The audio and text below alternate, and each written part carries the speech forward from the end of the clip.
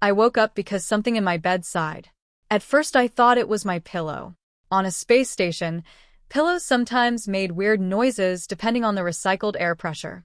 So I kept my eyes closed and tried to go back to sleep. Then the pillow whispered, very urgently, "Human, remain calm." My eyes snapped open. For a moment, I just stared at the ceiling of my tiny apartment on Trade Ring Station 7.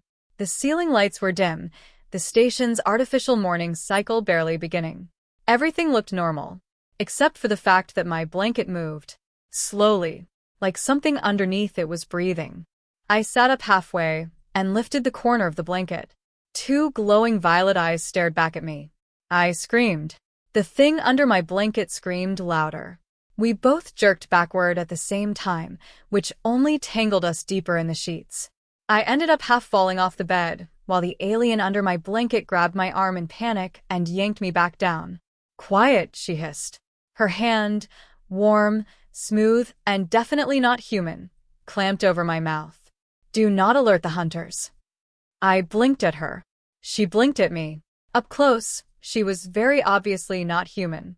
Her skin had a faint silver-blue glow to it, like moonlight reflecting off water. Her hair, if it was hair, looked like long strands of shimmering black glass that fell over my pillow. Two elegant pointed ears peeked through it, twitching nervously. And those eyes, bright violet, wide, terrified, also extremely close to my face. I carefully moved her hand away from my mouth. "Why," I said slowly, "is there an alien in my bed?" She grabbed the blanket and pulled it over both of us like we were hiding from a monster. "Because," she whispered urgently, "this is the safest place on the station." I stared at her. "My bed." "Yes. My bed is the safest place." She nodded seriously. "For the moment, yes." I rubbed my face. I worked a boring logistics job on a neutral trade station. My biggest daily challenge was usually deciding whether to drink bad coffee now or slightly worse coffee later. Finding a glowing alien woman under my blanket at 6 in the morning had not been on my schedule. "Okay," I said carefully. "Let's start simple. Who are you?" She straightened slightly under the blanket, suddenly looking proud despite the situation. "I am Princess Aelira of the Velithian Crown." I waited. She waited. I blinked. "You're a princess." "Yes." "In my bed." "Yes." "And you're hiding from hunters." "Yes." She said it all like that explained everything. It did not. "Why are hunters chasing you?" I asked. She hesitated, then waved her hand dismissively. "Political complications." That was not a comforting answer. I sighed and started to get out of bed. Immediately, she grabbed my wrist and yanked me back under the blanket with surprising strength. "Do not leave the nest," she whispered sharply. I stared at her. "The what?" "The nest," she said, pointing firmly at the bed. "You must remain inside." "This is not a nest," I said. "It's a mattress." "To my people," she said seriously, "a sleeping nest is sacred." I rubbed my temples. "Of course it is." She continued explaining like this was completely normal. In Velithian culture, sharing a sleeping nest represents absolute trust between individuals. Once two beings share a nest, they are considered mutually protected. I blinked. "So, because you're in my bed." "Yes," she said proudly. "We are now nest partners." I stared at her for a long moment. I did not agree to that. "You allowed me under the blanket. I was unconscious." She tilted her head thoughtfully. "That is acceptable consent during emergencies." I opened my mouth to argue, then stopped. "You broke into my apartment." She shook her head. "No. Your door was unlocked. That is still breaking in." "Human legal definitions are confusing," she said calmly. I groaned and leaned back on the pillow. This had to be a dream. Meanwhile, the alien princess looked around my room curiously, like she was inspecting a hotel. "My decision was correct," she said. "Your nest is extremely comfortable." "You keep calling it that." "Yes. It's a bed." "It is an excellent bed," she corrected. I ran my hands through my hair. "Okay. Let's say I believe you're a princess. Why would bounty hunters search my apartment?" She looked genuinely confused. Why would they search someone's sleeping nest? Because criminals do not respect mattress etiquette. She frowned like this was deeply disturbing information. That seems very uncivilized. Welcome to the galaxy. She pulled the blanket closer around her shoulders and settled deeper into the bed like she planned to stay a while. I pointed toward the door. You need to leave. No. That wasn't a suggestion. It must be, she replied calmly, because I am refusing. I stared at her. You can't just stay here. I can, she said. It is strategically ideal. How? The hunters have been chasing me for 3 star systems, she explained casually. They are expecting escape ships, secret tunnels, hidden cargo crates. She gestured proudly at the bed. They will never suspect the nest. That's because the nest belongs to a random office worker. Exactly.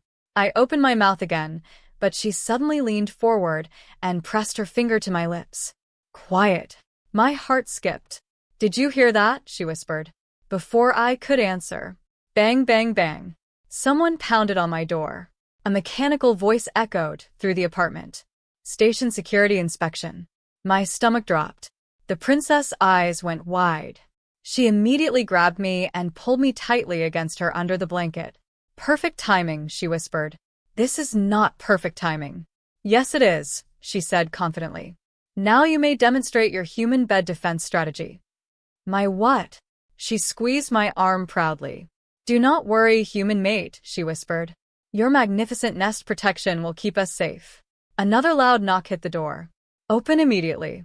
I stared at the ceiling. I had woken up 20 minutes ago, and somehow I was already hiding a hunted alien princess in my bed while station security tried to break down my door. This was going to be the worst morning of my life. The knocking on my door came again, louder this time. Station security. Open immediately. Under the blanket, the alien princess squeezed my arm like she expected me to suddenly transform into a tactical genius. Remain calm, she whispered. Everything is proceeding according to plan. This is not a plan, I whispered back. This is a disaster. She shook her head confidently. No. This is an excellent defensive scenario. The nest provides perfect concealment. It's a bed, I hissed. Another heavy knock rattled the door. If you do not open, the mechanical voice announced, we will enter forcibly. I groaned and slid out from under the blanket. The princess immediately grabbed my sleeve. Where are you going? To open the door before they break it. Her eyes widened. Good. Yes. Confidence is important. I leaned closer to her and whispered urgently, you need to stay hidden. She blinked. Hidden? Yes. Under the blanket. Quiet. She looked offended. I am royalty. I do not hide. Today you do. Before she could argue again, the door thumped a 3rd time. I walked across my small apartment toward the door, my brain racing. My heart was pounding so hard, I could feel it in my ears. I opened the door a crack. 2 large armored figures stood in the hallway. Their armor carried the insignia of licensed bounty hunters, not normal station police. Their helmets had glowing visors that scanned the room behind me. One of them spoke in a flat, professional voice. We're searching for a Velithian royal fugitive. My stomach twisted. I'm just getting ready for work, I said. The second hunter leaned slightly, trying to see around me. We need to inspect the apartment. Of course they did. Is that really necessary? I asked weakly. Yes. I sighed and opened the door wider. Well, come in. Behind me, my bed was visible, and the giant lump under the blanket. My soul briefly left my body. The hunters stepped inside. Their armor hummed softly as scanners activated. I tried to casually stand in front of the bed like that would help. It did not help. One of the hunters turned his helmet toward it. What is that? Blankets, I said quickly. The blanket moved. Very noticeably. I closed my eyes. This was the end. Then the blanket suddenly flipped back dramatically. The princess sat upright in my bed. She wrapped her arms around my waist from behind and leaned her head against my shoulder. Both hunters froze. Good morning, she said brightly. I nearly died. This human, she announced proudly, is my trusted nest partner. I whispered through my teeth. Please stop saying nest partner. One of the hunters slowly tilted his helmet. You are Velithian. The princess smiled calmly. Yes. The room filled with silence. Then she hugged me tighter. We were sharing the nest. My face burned so hot, I thought the station smoke alarms might activate.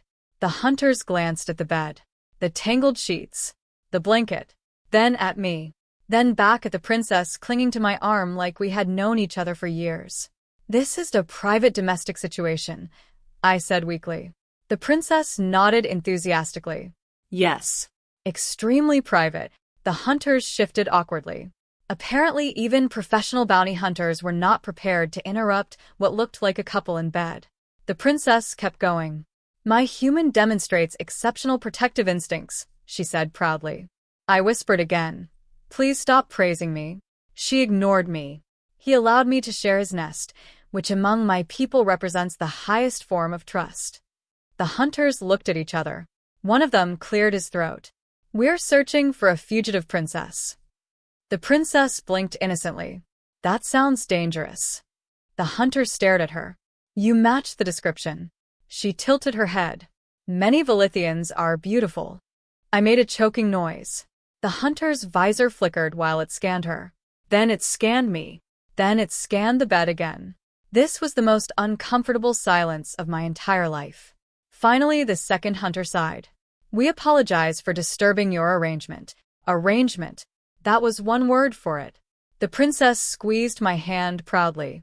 My human mate insisted on protecting our nest. I whispered desperately. Please stop adding words. The hunters backed toward the door. If you see anything suspicious, one of them said carefully, report it. Absolutely, I said. They stepped out into the hallway. The door slid closed. For a full 10 seconds, neither of us moved. Then my legs gave out, and I collapsed into the chair beside my desk. The princess looked extremely pleased with herself. You performed admirably, she said. I stared at her. You almost got me arrested. No, she said confidently. We succeeded. I dragged my hands down my face. That was not success. She slid out of the bed and walked over, examining my apartment like she had just moved in. You see, she said cheerfully. Your bed defense strategy worked perfectly. That was not a strategy. She ignored that and inspected the coffee machine. Humans begin their day with this bitter beverage, yes? You are not staying for coffee. She looked genuinely surprised. Of course I am. No, you're not. She turned back toward me. The hunters have already seen me here. Yes, unfortunately. If I leave now, she continued calmly, they will become suspicious. I opened my mouth. Closed it. Opened it again. She was technically right. My headache got worse. So your plan, I said slowly, is to just live here? For a short time. How short? She thought about it. Until the hunters stop looking. That could take weeks. She smiled. That will give us time to strengthen our bond. We don't have a bond. She walked back to the bed and climbed under the blanket again. This nest is extremely comfortable, she said happily. I stared at the ceiling. 24 hours ago, my biggest problem was finishing quarterly shipping reports. Now, a hunted alien princess was living in my bed and calling me her mate. And somehow I had the horrible feeling this situation was only going to get worse. For the next hour, I sat at my desk staring at the wall while the alien princess rearranged my life. Not metaphorically. Literally. She had started reorganizing my apartment. I watched her pick up random objects and inspect them like a museum curator. My coffee mug. My data pad. My stack of boring logistics reports. She held one of the reports up to the light. You manage cargo schedules? Yes, I said tiredly. She looked impressed. That sounds important. It's not. She tilted her head. Ships rely on those schedules, yes? Technically. Then your decisions influence the movement of entire trade routes. I paused. When she said it like that, it sounded a lot cooler than it actually was. Mostly I argue with shipping companies about late deliveries, I said. She smiled. Leadership often involves arguing. I rubbed my eyes. You're a princess. Don't you have somewhere else to go? She sat cross-legged on the bed like it was a throne. My palace currently contains several individuals who would prefer me captured. That sounds unhealthy. Yes. She looked around my tiny apartment again, surprisingly calm. This place is quiet. That's because I live alone. Why? Because most people like personal space. She frowned slightly. The Lithians rarely sleep alone. Of course they don't. She pointed at the bed. That is why nests exist. It's still a bed. Your dedication to incorrect terminology is admirable. I sighed and stood up. Look. Princess. Elira. Princess Elira. I corrected. I have work in an hour. She blinked. You will leave the nest? I leave the nest every day. That seems dangerous. It's called having a job. She looked genuinely fascinated. You work despite not being forced? I'm very forced. It's called rent. She leaned forward. Explain rent. I spent the next 5 minutes explaining the concept of paying money to live somewhere. Her expression slowly shifted from curiosity to horror. You must pay someone to sleep in your own nest. Yes. That is barbaric. Welcome to human civilization. She walked around my apartment again, touching everything with quiet curiosity. My kitchen drawer opened. She stared at the collection of mismatched utensils. Humans have many eating tools. We like options. She picked up a spoon. This one looks friendly. Friendly? It has a gentle shape. That's the spoon. She examined it thoughtfully before putting it back. Then, she noticed the coffee machine. What is this? My survival system. I poured a cup and handed it to her. She sniffed it. It smells like burned plants. That's accurate. She took a cautious sip. Her entire face twisted. This is terrible. Correct. She took another sip anyway. I understand why humans drink it. You do. It tastes like suffering. Exactly. She sat at the table with the coffee, watching me like I was an interesting animal. You live a very strange life. I sit at a desk and move cargo numbers around. Yet you protected a hunted princess this morning. That was not intentional. She smiled slightly. Intent is not always necessary for bravery. I shrugged. I was mostly confused. She rested her chin on her hand. That is still admirable. For a moment the apartment became quiet. Sunlight from the station's artificial day cycle slowly brightened the window. She looked different in the light. Less mysterious. More normal. Just a person sitting at my table drinking terrible coffee. So, I said, how did you actually end up running across the galaxy? She looked down at the coffee cup. My family governs several Velithian systems. Sounds impressive. It is also extremely political. That sounds awful. She nodded. There are many nobles who prefer different heirs. Let me guess, I said. They hired hunters. Not officially, she said calmly. Officially, they are searching for me out of concern. That's very thoughtful of them. She laughed softly. The sound surprised me. It wasn't the elegant royal laugh I expected. It was warm. Real. I left the palace to negotiate with a neutral council, she said. Someone leaked my route. So, the hunters started chasing you. Yes. Across the galaxy. Yes. And somehow you ended up in my bed. She looked at me with a small smile. I chose your room. You chose it. She nodded. I was hiding in the station corridor when you walked past earlier. I tried to remember the morning. I had stumbled down the hallway half asleep, carrying my work bag. You looked kind, she said quietly. I blinked. That was your selection process? Yes. You picked a random sleepy office worker. You did not appear dangerous. That's because I'm not. Exactly. She looked down at the table again. Royal guards are loyal but distant. Nobles are polite but calculating. And humans? You complain about coffee and rent. I laughed. That's our main culture. She smiled again. I like it. The moment felt strangely comfortable. Then my datapad buzzed. Work reminder. I groaned. I actually have to go. Her eyes widened. You are leaving me alone here? I don't have much choice. She thought about it for a moment, then nodded. I will guard the nest. That's not necessary. It is my duty. You're a princess, not a house sitter. Today, I am both. I grabbed my jacket and walked toward the door. Before leaving, I looked back. She was sitting on the bed again, wrapped in the blanket like it was a royal cloak. You'll be safe here? I asked. Yes. And you won't open the door for strangers? I am not foolish. Good. I opened the door and stepped into the hallway. As it slid closed behind me, I shook my head. My life had officially become ridiculous. What I didn't know was that 3 levels below my apartment, inside a security office, 2 bounty hunters were reviewing station footage. One of them paused the recording. On the screen, a silver-blue figure slipped into my apartment hours earlier. The hunter leaned forward. There. The other hunter nodded slowly. She never left that room. The first hunter stood up. Prepare the team. Up in my apartment, the alien princess lay comfortably on my bed, and the hunters were finally certain where she was hiding. I returned home from work expecting 2 things. First, that the alien princess would have gotten bored and left. Second, that my apartment would still exist. Neither expectation survived the moment my door slid open. The princess was sitting on my couch. Not only sitting on it, she was surrounded by snacks. My snacks.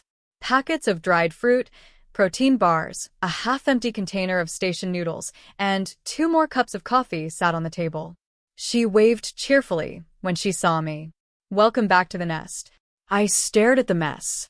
You ate all my emergency noodles. I was conducting cultural research, she said proudly. You were eating. Yes. I dropped my bag and looked around. You left the apartment? No. Good. I only opened the window once. There's a window? Yes. I groaned and collapsed into the chair. How was your work? She asked. Very normal. No princesses hiding under desks. No bounty hunters chasing anyone. That sounds boring. It was peaceful. She tilted her head. I attempted to watch human entertainment while you were gone. That sounds dangerous. She pointed at the screen on my wall. There was a show about chefs yelling at each other. That's a classic. I believe the small angry human was asserting dominance. That's exactly what he was doing. She seemed satisfied with that explanation. Then her expression changed. Her ears twitched slightly. What? I asked. She stood up slowly. Someone is coming. My stomach dropped. How many? Several. Before I could ask anything else, the door exploded inward. Metal slammed against the wall as 3 armored bounty hunters stormed into the room. Weapons raised. Princess Elira, one of them said. The hunt is over. My heart nearly stopped. The princess stepped forward immediately. Her voice became calm. Royal. I will not resist. I jumped up. What? She looked at me quietly. I cannot allow them to harm you. They weren't going to. They will if you interfere. The hunters approached slowly. This has nothing to do with a human, one of them said. Correct, she replied. Something about the way she said it made my chest tighten. 24 hours ago, she had been a stranger in my bed. Now the idea of them dragging her away felt wrong. Very wrong. My brain scrambled. Think. Then something stupid came out of my mouth. You can't arrest her. 3 helmets turned toward me. Explain, the lead hunter said. I pointed at the princess. She's my fiancée. Silence filled the apartment. The princess blinked. The hunters looked at each other. One of them said slowly, That is unlikely. Actually, it's extremely likely, I said quickly. We're very engaged. The princess stared at me. Then something clicked in her expression. Her posture straightened. Oh, she said softly. And then she grabbed my hand. Yes, she said proudly. This human has chosen me as his mate. The hunters froze. I tried to look confident even though I had absolutely no plan. This station protects citizen marriages, I continued. Neutral territory law. The lead hunter hesitated. Technically, I was right. Trade stations had extremely strict rules about interfering with legal relationships between residents, mostly to avoid political incidents. Valithian royalty cannot marry random civilians, the hunter said. The princess lifted her chin. The Lithian royalty may choose any partner they wish. The hunter hesitated again. That hesitation was all she needed. She stepped closer to me and wrapped her arm around mine. We share a nest, she declared. My face went red again. But this time I committed to the lie. Yes. Shared nest. Very official. One hunter muttered something under his breath. Their scanners flickered as they tried to process the situation. If she was engaged to a station resident, the bounty contract could become a diplomatic nightmare. The lead hunter lowered his weapon slightly. This will require verification. Please do, I said. The princess squeezed my hand tighter. I will remain with my mate, she added. More silence. Finally, the hunter exhaled. This matter is now complicated. That's usually how love works, I said.